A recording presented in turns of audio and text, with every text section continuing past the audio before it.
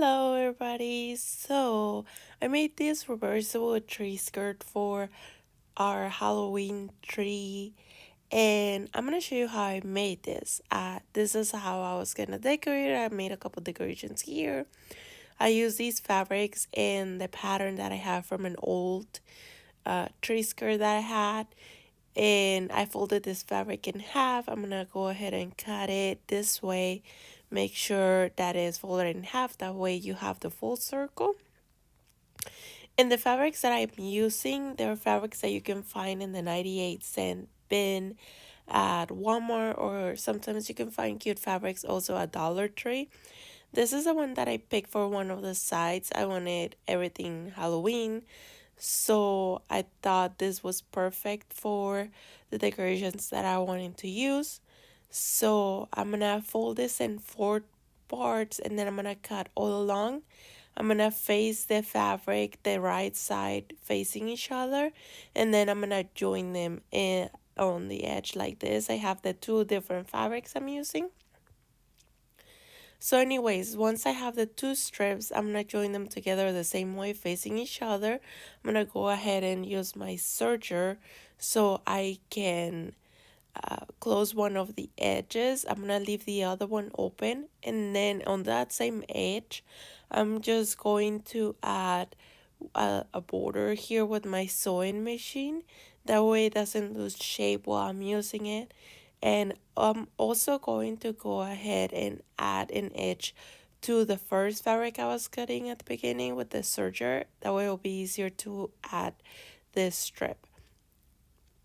So now what I'm doing here, I'm trying to do little folds, like trying to fold the fabric this way. I decided to just go ahead with clips, and I'm gonna use my sewing machine to do this process all along the edge of the tree skirt, going little by little until I have it all finished up.